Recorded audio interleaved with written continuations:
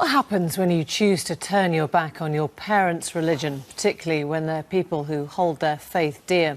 We often focus on those converting, but what about those who leave? Apostates, as they're known, can face discrimination. In extreme cases, they're punished by families. Newsnight spoke to 3 people from devout Islamic backgrounds who've lost their faith.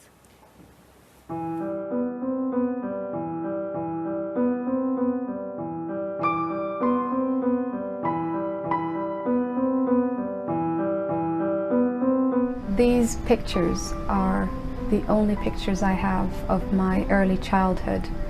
They were taken before my mother became observant, and they remind me of a happier time.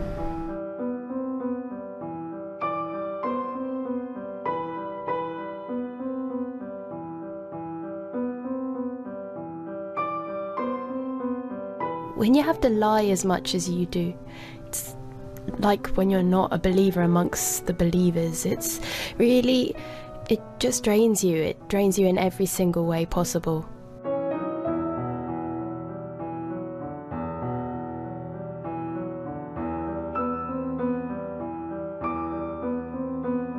I felt isolation. I felt that I was being, sort of rejected, demonized. I felt that my thoughts weren't being respected, and it was hard because I knew that I would have problems at home.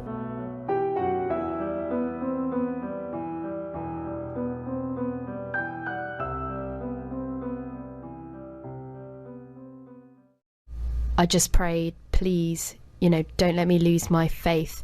That's all I wanted. But it was sort of at that point as well that I just did not feel the connection to God anymore, and I felt like all my pleas were just going into empty space. I knew how much Islam meant to her, that it was everything. So I knew that it would be something, grave in her opinion, something that would potentially change our relationship forever.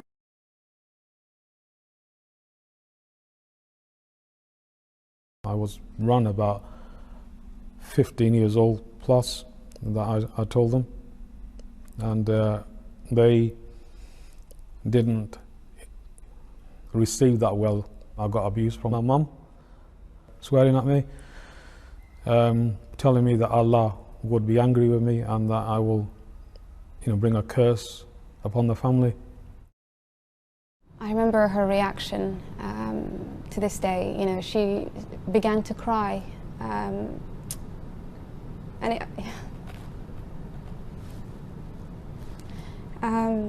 was upsetting because, as a child, being the oldest child, I was always a source of pride for my mum. And she looked at me, and I think that it really registered with her, and she said to me, "Amal, if it's between you and Allah, I choose Allah." And that's when I felt that the lines were clearly drawn, that I'd crossed a point of no return. One of the uncles got in the front of the car, the other uncle was at the back of the car, and I was scared because one of my uncles has been in and out of prison for fighting. So yeah, I was terrified, but it was only halfway through the journey that I knew that something was wrong. It was only when I got to the airport that I found out that I was due on a flight there to Pakistan, and I was threatened either I get on the flight or he would, beat the hell out of me. And why did they want to take you back to Pakistan? I suppose in their eyes I was out of control. I don't even want to think about the possibility of what would happen if they found out. I'm just too scared.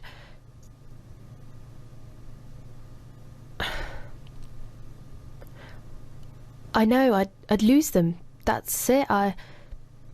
Especially because all my mum cares about is that I'm a Muslim, and then that's the one thing that you've gone and said that that's the one thing you can't do for her.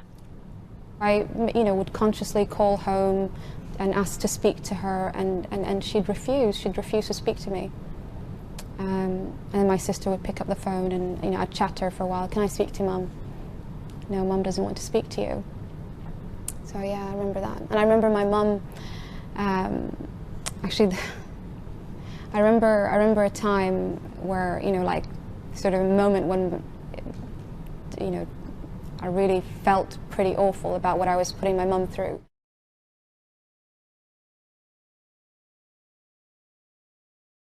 A prayer is where you ascend to the heavens, you have connected to Allah, then you have surrendered. Allahu Akbar, Nobody should discriminate a person just because they have left faith. Families are not for judging. We're not judges. We are simple servants of God. And those people who prejudice individuals for leaving the faith, they've misunderstood. Islam is about embracing even your enemy. Islam is about teaching those who may not have learned the faith properly. Islam is about sharing the goodness of the faith. It's not manifested if you're going to outcast them, prejudice them, throw them out of your mosque, in your center, your community, you would not speak to them. It's not a very loving way of approaching a human being.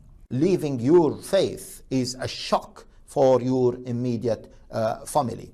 And sometimes people exercise this pressure, maybe thinking that once the pressure is exercised, the person will think about it, reconsider the matter, maybe come back to the faith. And by pressure, do you mean? Social pressure, maybe psychological pressure. Different people have different ways of exercising, maybe bullying, maybe emotional blackmailing, whatever. Different people from different faiths exercise different ways. And but you think that's wrong? Not in all cases, not all types of pressure. I'm one person against many, and I'm the one within that world that is completely wrong. I've turned into the enemy, so I'm not just going to risk and go into that battle for no reason. If we understand Islam as a comprehensive way of life, which is, then of course leaving Islam will change everything. And as I told you, it includes changing the political allegiance, the social life. So it is treachery to Islam. If he has committed that, then in an Islamic state before an Islamic court, it is like the punishment of treason, because it is treason. And that punishment is? As you know, okay, is a capital punishment.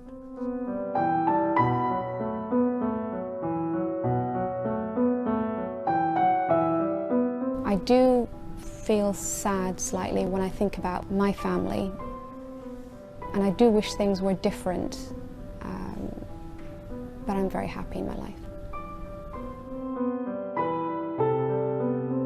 I don't know what the future holds for me. I don't know.